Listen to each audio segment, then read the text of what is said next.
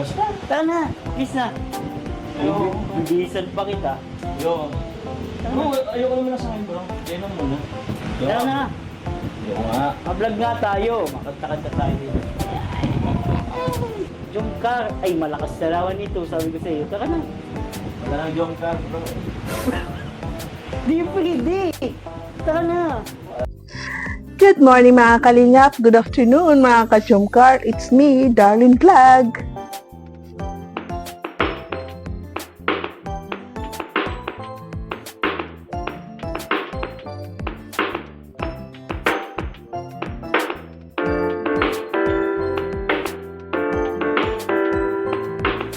So bago natin simulan ang ating reactions for today, i-shoutout ko muna ang ama ng Kalingap, si Kuya Bal Santos Matubang, si Ate Edna Vlogs, si Kalingap Rab, at ang ibang co-reactors natin like Oriada TV, ang presidente ng Karipa, si Sir Berador, si Kuya Noli, ang sa Kalingap Warriors, at iba-iba pang Kalingap partners. At yun nga po, alam natin, napanood natin ng episode 50, sabi ng iba, baka katapusan na ng Jomcar dahil yun nga yun, binasti ni Carla si Jomar. At alam natin na wrong timing din si Jomar, pumunta siya kay Carla, nagpalabas ng kanyang saloobin. At alam natin na may pinagdadaanan si Carla, na huwag natin iba si Carla dahil may pinagdadaanan siya. At alam natin din natin sa iba, at ako, sa ideya ko po, na ang episode 50 ay halong scripted na hindi scripted dahil hindi nga sumama si Kalinga Prab doon sa pag-shooting. Sinala ang dalawang itlog at saka ang kameraman na si JJ. At siguro kagustuhan ni Jomar na yun ang acting niya, yun ang gagawin niyang idea sa pag-vlog na yun na ilabas ni Jomar ang kanyang saloobin na gusto niya maging jowa si Carla. Pero alam po natin na may pinagdadaanan si Carla. Huwag natin i-big deal ang bagay na yon dahil ang Jomcar ay okay sila pagkatapos ng episode 50. At ngayon, mag-proceed na tayo sa episode 51. At dito sa episode 51, mapapanood natin na sinundo ni Kuya David si Jomar doon sa kanyang apartment na sumama dahil shooting araw. Pero sabi ni Jomar, wala siyang gana mo nang lumabas. Gusto niya sa loob na ng bahay. Pero napaka-jamming pa rin ni Kuya David para pilitin si Jomar na sumama. Sabi nga pa nga ni David, di ba bro? Sabi mo, laban lang. So tingnan natin, panoorin po natin kung talagang mapapasama niya si Jomar. Tara. Kala ko laban lang. Laban. Bro, wala mo na akong ano sa ngayon. Tara na. Ayoko. Ano si Carla baga? Andun. Nababa. Saan? Sa baba rin sila. Tara na. Bis na. Sila Carla. At ito nga, napaka-jamming ni Kuya David para pilitin si Jomar na sumama. Sabi niya nga, sige na, magbihis ka na. Isuot mo itong favorite jacket mo. Ako pa nga magsuot sa'yo pero talagang ayaw lumabas ni Jomar. Napansin pa nga ni David na bagong gupit siya. Sabi ka ni David, sino nagumupit sa'yo? Bis na. Hintayin kita. Sige na, bro. Hindi nga. Pinapasundo ka. Wala naman dyan si Carla. Wala ka. Mag-jacket ka na. Favorite mo pati itong jacket. Ayoko nga daw magbibis, bro. Sige na. Tara na. Ang lamig dito. Ang sarap. Ba't ba din nagpagupit? Dito? Sino nagpagupit sa'yo? Yun nga, napaka-jamming pa rin ni Kuya David. Talagang hindi siya sumusuko na pilitin si Jomar na lumabas. Pero si Jomar ayaw pa rin lumabas. Sabi pa nga ni David, magkantahan tayo. Itong vlog na ito talagang malakas ito. Pero sabi ni Jomar, anong sagot ni Jomar? Wala nang Jomcar bro. Hindi pa ito tapos ha. Huwag kayong mag-close dyan. Huwag kayong mag-close ng door sa sinabi ni Jomar na wala nang Jomcar. Sino yun? Basta. Tara na. Bis na. Ayoko. Bibisan pa kita. Ayoko. Ayoko naman na sa akin, bro. Kaya naman muna. Tara na. Ayoko nga. Mablog nga tayo. Makanta-kanta tayo dito. Yung car, ay malakas na rawan nito. Sabi ko sa iyo, tara na. Wala nang jump car, bro. Di pwede. Tara na. Ayaw pa rin bumigay. Ayaw pa rin bumitaw ni Kuya David. pilitin si Jomar. Nakita pa niya yung empty bottle ng Red Horse. Sabi niya, itago mo ito, nakikita sa kamera. Kasi nagsisimula na ang vlog. Eh, siyempre, concerned din si David sa paligid, kung ano nangyayari. Alam natin na may real life ang shooting na ito. May konting scripted, so wag natin bigyan ng meaning ang pangyayari dito sa vlog na ito. Kung may nakita kayong bote, okay? Tara na. Tago mo pati ito. May camera. Bagyo kasi nangialam ka. Ikaw, ano mo, tara na. At yun nga po, hindi pa rin lumabas si Jomar. Hindi siya sumama kay David. At ang nangyari, si Carla ang pumasok doon sa kwarto nila ni Jomar para i-convince na sumama dahil yun nga po, may vlog. Pero panoorin natin kung ma-convince ba rin ni Carla si Jomar na sumama o hindi.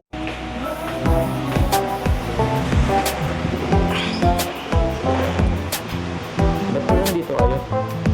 Pinapasundo ka po ng Kuya Rab.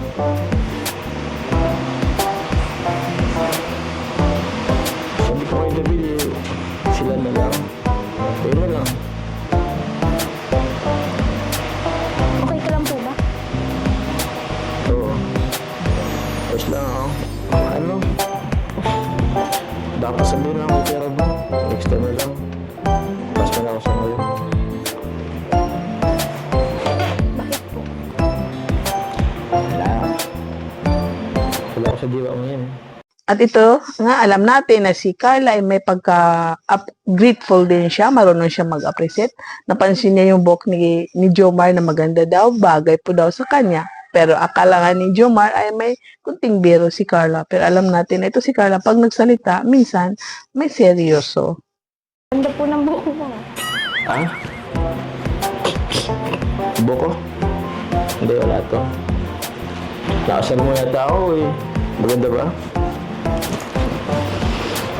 So, ba't medyo humingiti ka dyan?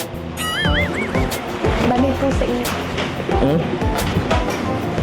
Bagay sa akin? Hindi ah. Sakto lang yan. At kahit anong samang ng loob tampo ni Jomar, ay nakikita pa rin niya, care pa rin niya si Carla. Tinanongan niya, kumusta na? Nakapagpalit ka daw ng Corso. Pero yun nga po, sinisingit pa rin ni Carla na i-convince si Jomar na lumabas dahil nga may vlog. Pero si Jomar ayaw pa rin lumabas. Natuloy ba yung paglipat mo? Titeacher ka na. Okay. Tara na po. Nag-aantay po sila Kuya Rab sa labas. Sa baba. Pwedeng pass mo na ako ngayon. Sabi mo si Rab mo. Hindi mo na ako masama. Yun lang. At dito sa part na ito, napaka-cute. Yun nga, dahil nakatitig si Carla kay Jomar, sabi ni Jomar, o ano tinititig mo dyan? Hindi mo ako na-convince sa titig-titig mo, sabi nga ni Jomar. Pero ito talaga si Carla, hindi pa rin sumusuko. Ayaw pa rin lumabas ni Jomar. Sabihin mo kay Kuya Rab mo, nasa susunod na ako sumama dahil gusto ko dito muna sa loob ng aking apartment. Hindi na katingin. Hindi mo ako mapipilit yan. Sure po ba kayo hindi kayo sasama? Galit ka po ba sa akin? Mabalit sa'yo? Hindi ako magagalit. Wala naman akong karapatang magalit sa'yo. Hindi naman tayo. Batin lang naman tayo. Wala namang personalan ng feelings, di ba? Tsaka, malinaw naman sa akin ngayon. Ginagawa lang naman na dito para Napaka-cute dito. Napansin ninyo, dahil habang nag-uusap sila, busy si Jomar sa kanyang cellphone, sumisilip-silip, pakunwari, tapos hinahawakan yung kamay niya. Kung napansin yung kamay niya, itim ang cutics ni Jomar, at minsan parang napansin ni Carla na ito si Jomar ay hindi masyado nakikipag-usap dahil busy sa phone niya. Inagaw ni Carla ang kanyang cellphone. Di ba po, napaka-cute? Parang sa real life din, pag may tampuhan ng dalawa, ganito ang ginagawa ng boyfriend ba o ang girlfriend na kunin yung bagay na minsan hindi nakaka-focus sa pakikipag-usap dahil nga may ginagawa. Kaya po ba ganyan ka kasi dahil dun sa nasabi ko nung nakaraan.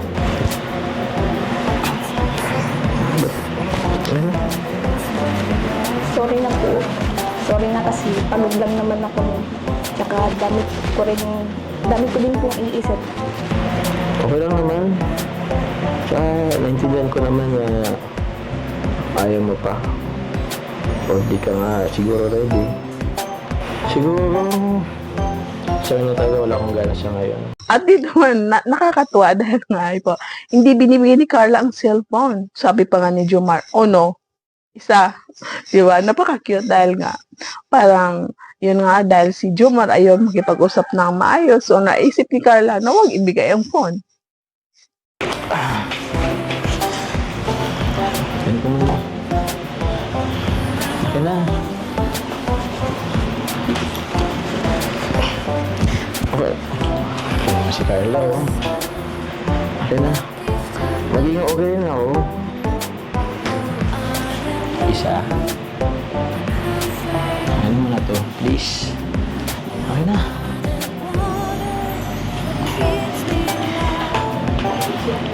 Carla. Dito sa last part na ito, bago natin sagutin yung mga highlights at mga nababaral ngayon, makita natin na pinalabas ni Jomar si Carla, binuksan yung pinto para palabasin si Carla. At makikita natin dito kung gaano kalungkot ang mukha ni Carla nang buksan ni Jomar ang pinto. Ewan, ayaw ko pa talaga sa lumabas.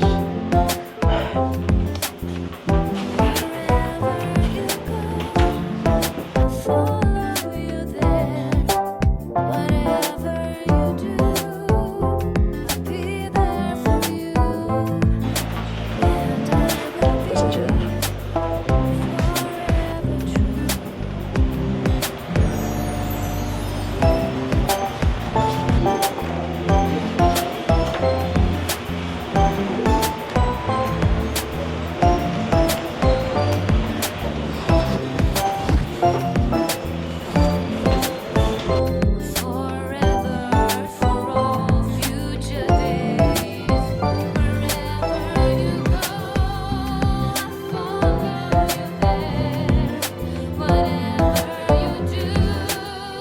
So, sagutin natin yung mga katanungan na iba dyan na sabi nila, tapos na, patapos na ang Jomcar. Sa mga tao dyan na naniniwala sa Jomcar, maraming salamat dahil naniniwala kayo na ang Jomcar ay tuloy-tuloy lang. Masaya sila sa off-cam. They are good, they are great, they are still friends, they are still okay, they are still happy sa off-cam. Siguro hindi natin nakikita, sila pa rin ay nag-uusap. Minsan lumalabas ang kasama mga keyboys kumakain sa labas dahil hindi lahat ay dinadaan sa vlog. So ang mga basyo dyan, hinahinay lang po ha. Hindi pa tapos ang Jomcar, hindi pa patapos ang Jomcar. Yan ang isipin ninyo. So, gusto ko sagutin dito yung part na yung mga sabi ng iba na ginagawa daw ito ni Kalinga Prab para sirain ang Jomcar dahil may papasok na love team. Huwag naman kayo mag-isip dyan dahil normal ito sa serye na may kiligan, may tampuhan. Hindi naman puro tampuhan, hindi naman puro kiligan. At alam nyo po, doon sa episode 50, sa idea ko lang, opinion ko lang, walang alam si Rab doon. Nasabi ko dati na parang scripted, pero hindi pala scripted dahil yun nga hindi sumama si Kalinga Prab doon sa shooting. Si JJ lang, yung cameraman, at saka yung dalawang itlog. At siyempre, yung pumunta sila si Jomar doon kay Carla. Di pumunta sila sa bahay ni Carla, sa mama niya. Tapos nung gabi na yun, pinunta nila si Carla at alam natin na may pinagdadaanan din si Carla at ito si Jomar ay parang wrong timing sumingit para siguro naisip niya na baka magiging okay si Carla at yun nga walang kaalam-alam at si Rab na ito ang action, ito ang gagawin ni Jomar na mag-propose. Alam niya ata na yun na mag-vlog pero hindi alam ni Jomar, ni Kalinga Prab, I mean, ang full details kung anong gagawin ni Jomar sa gabi na yun na mag-propose.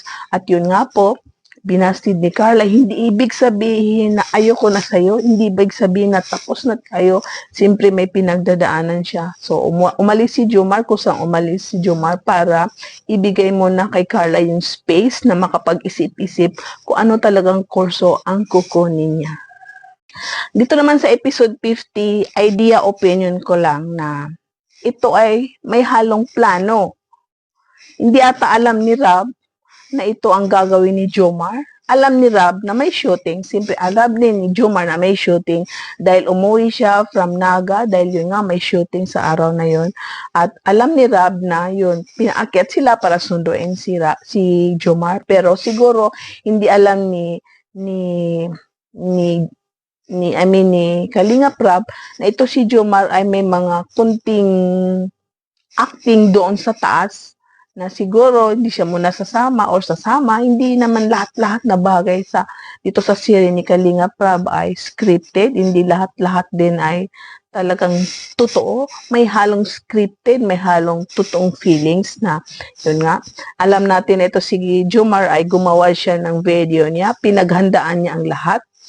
Nagpakuko siya. Ala bad boy nga daw siya, sabi niya. Nagsuot siya ng sing-sing na itim. Ang kulang lang, mag-lipstick na itim, magpatato. Pero alam natin na si Jomar ay hindi siya ganito. Paano ko nasabi na scripted? Paano ko nasabi na pinaghandaan? Dahil nag-message ako kay Jomar. Sabi ko, Jomar, bagay sa'yo ang buhok mo ah. Lalo kang pumugi. At alam niyo ba anong sagot ni Jomar? Sabi niya,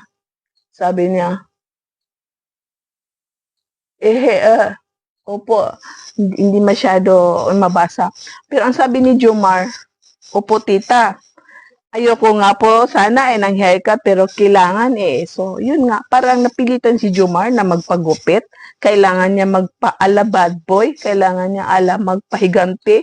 Dahil yun nga po, alam natin na ito si Jomar ay medyo artistahin, marunong siya umakting at gusto rin niya na ang serye ay medyo may twist, medyo masaya, medyo malungkot. So, wag natin i-bash si Jomar, gaya ng pag-bash ninyo kay Carla na, ay, ang sama mo naman Carla, binastid mo si Jomar. Ngayon naman, ibabasa naman natin, ang pangit naman na ugali mo Jomar, ba't mo pinalabas si Carla doon sa kwarto? Na sinundo ka pa naman.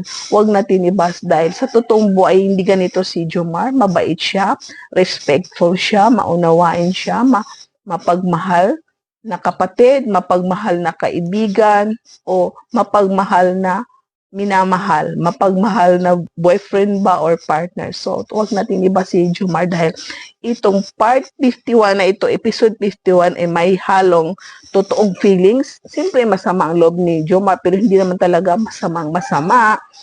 At saka may scripted din na konti katulad ng acting ni Jomar.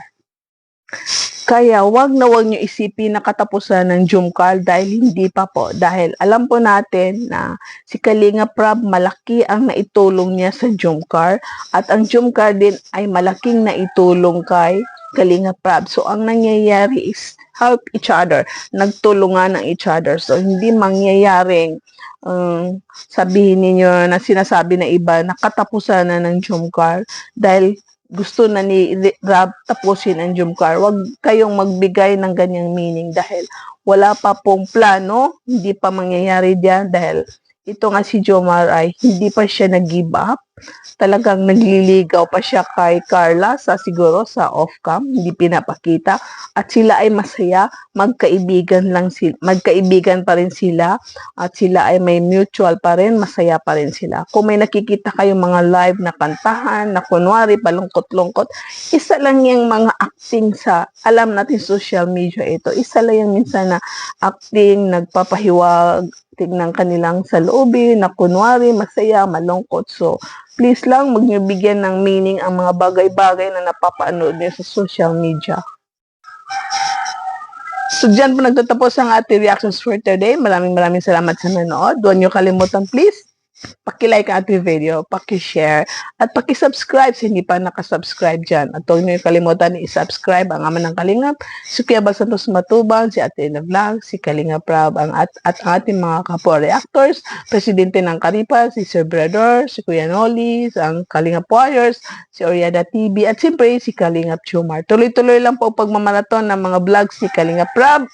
Isali rin ang mga video ni Kuya Bal Santos Matubang at tuloy-tuloy ang pagmamaraton sa mga video ni Kalingap Chumar. Maraming salamat dyan sa mga kapwa ka-jumkar dyan, ka-addict sa jumkar, ka-zombie, ka-marathonians, ka-ibagsa, ka-marathons.